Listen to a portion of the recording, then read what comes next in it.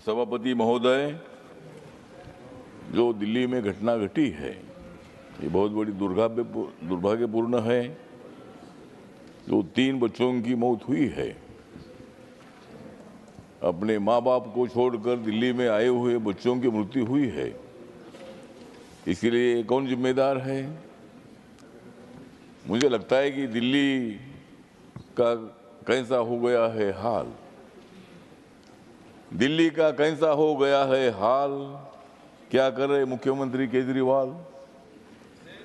केजरीवाल तो है जेल, केजरीवाल जी तो है जेल और संजय सिंह आते हैं वेल। इतना काम करने से नहीं चलेगा। मुझे लगता है कि इस विषय पर राजनीति की आवश्यकता नहीं है। हमारे महाराष्ट्र के 5000 से ज़्यादा बच्चे हर साल इधर आते हैं। देश से लाखों की संख्या में बच्चे इधर आते हैं। वहीं से जो कोचिंग सेंटर्स है, उस कोचिंग सेंटर को परमिशन का कोई प्रावधान है क्या? कोचिंग सेंटर को परमिशन देने की आवश्यकता है। बेसमेंट में मतलब इसी तरह की लाइब्रेरी वहाँ होती है। वहाँ 3 बच्चे तो मर गए, लेकिन उसमें 35 लोग बच गए, मतलब उसमें से। लेकिन इसी तरह हादसे होते रहेंगे तो हमारा क्या होगा? देश काल का क्या होगा? बच्चों का भविष्य क्या होगा? और इसीलिए मुझे लगता है कि ऐसे कोचिंग सेंटर को परमिशन देने का प्रावधान होना चाहिए। हमारे HRD मिनिस्ट्री के माध्यम से हो या स्टेट गवर्नमेंट के माध्यम से हो, लेकिन इसी तरह बच्चों के बारे में हादसा होना अच्छी बात नहीं है। इसलिए मैं इतना ही बताना चाहता हूं कि जो ड्रेनेज सिस्टम है, या पानी एकदम अचानक आता है। मैं मुंबई में रहता हूँ, बांद्रा में। माननीय उद्धव ठाकरे जी भी यहाँ हमारे राव जी बैठे हैं। बांद्रा में मैं जहाँ रहता हूँ वहाँ भी इतना पानी आ गया, ये मेरी गाड़ी पानी में मतलब घूमने लगी। और अभी मेरी गाड़ी 3 महीना में उधर गैरेज में है। तो मतलब मुंबई का भी ऐसा हाल है, दिल्ली का भी ऐसा हाल है। तो इसी तरह ड्रेनेज सिस्टम को मतलब अगर एकदम अचानक बारिश आती है, हमारे महाराष्ट्र की तो हालत ऐसी है कि गाँव में पानी घुस गया है। इसीलिए बाबा साहब अम्बेडकर जी ने नदी जोड़ने का प्रोग्राम भी पहले बताया था कि ज़्यादा पानी आएगा तो जहाँ कम पानी है वहाँ वो पानी जाना चाहिए और वहाँ पूर्व की परिस्थिति निर्माण नहीं होनी चाहिए।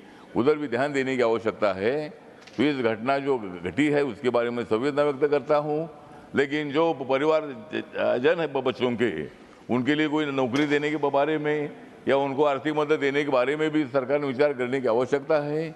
इतना ही मैं बताना चाहता हूँ।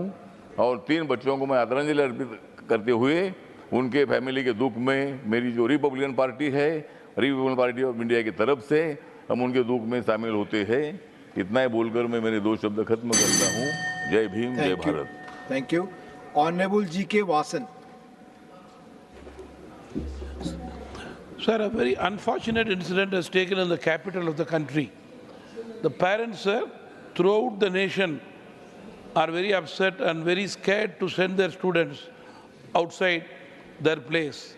Sir, I only request through this August House, sir, this unfortunate incident is an eye-opener for all the institutions for having the facilities for the students and infrastructure so that they can study in a calm and quiet atmosphere, sir.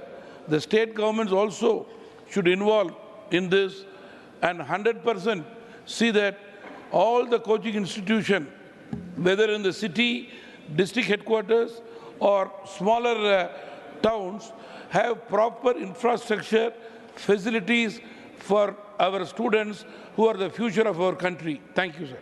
Thank you. Now, Honorable Minister to reply the discussion.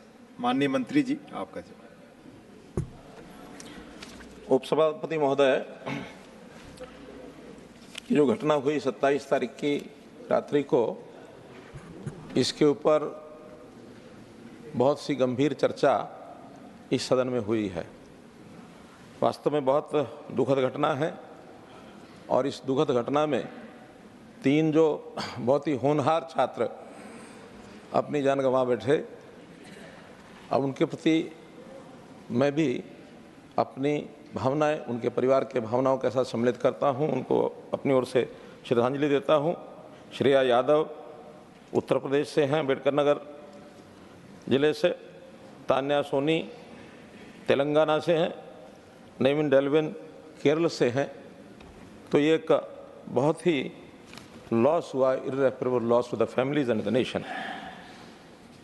इस घटना के बारे में जो जानकारी मिली है, अब ये घटना हुई है, इस घटना में बचाव कार्य भी जो संबंधित एजेंसीज हैं उन्होंने किया है और 28-29 नौजवानों की जान बचाई गई है।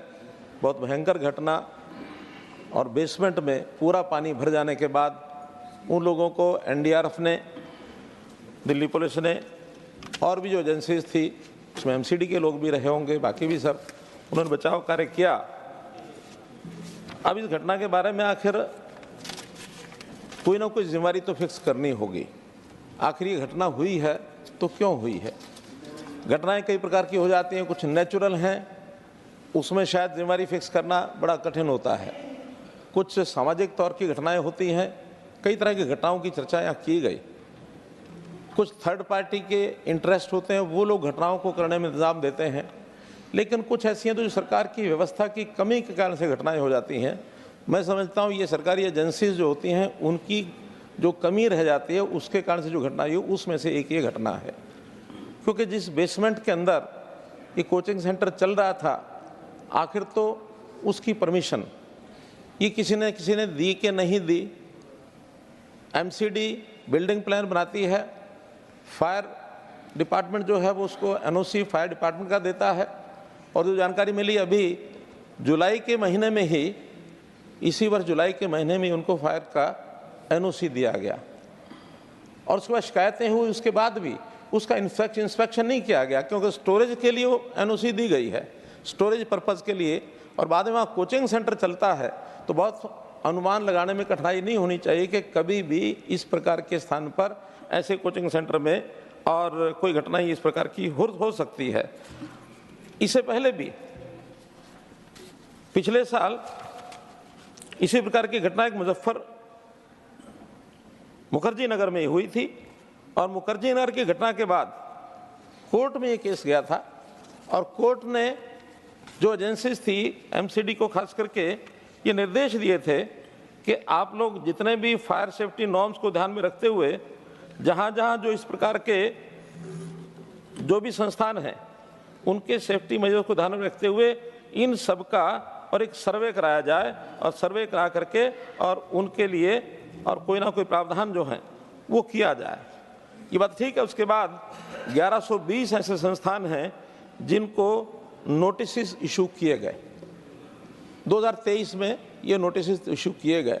लेकिन दुख की बात यह है कि उस नोटिस देने की प्रक्रिया को पूरा करने के बाद आगे उसके ऊपर कोई एक्शन नहीं हुआ।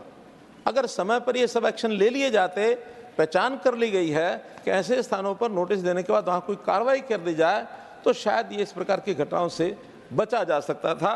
तो ये सरासर लापरवाही मैं समझता हूँ। जो एजेंसियाँ इसकी जिम्मेवारी हैं, या तो एमसीडी है और या फिर दिल्ली सरकार है, क्योंकि दिल्ली सरकार को मुख्य रूप से इस प्रकार सारे ड्रेन, सब नाले साफ करने की जो एक पहल करनी चाहिए। वर्षा शुरू होने से पहले ये सारे काम पूरे होने चाहिए। मैं तो चूँकि हरियाणा में मुख्यमंत्री रहा हूँ, 9 वर्ष तक ये काम किया है। हम वर्षा शुरू होने पहले 2 बार मीटिंग करते हैं, एक बार जनवरी में, एक बार मई में। जनवरी में सारे काम आइडेंटिफाई कर लिए जाते हैं कि इनको किस किस को ठीक करना है, और मई में उसका रिव्यू लिया जाता है कि वो सब ठीक हुए कि नहीं हुए, कोई कमी है तो अभी भी महीने भर का समय हमारे पास है, उसको ठीक कर लिया जाए। लेकिन ये नाला जिसके बारे में 40 वर्ष पुराना ये नाला है, और इस 40 वर्ष पुराने नाले में और इसकी जो गहराई है वो भी कई फुट बताई गई है, शायद 15 से 20 फुट की गहराई होगी, और ये एक दिल्ली शहर के बीचों बीच का ये नाला है।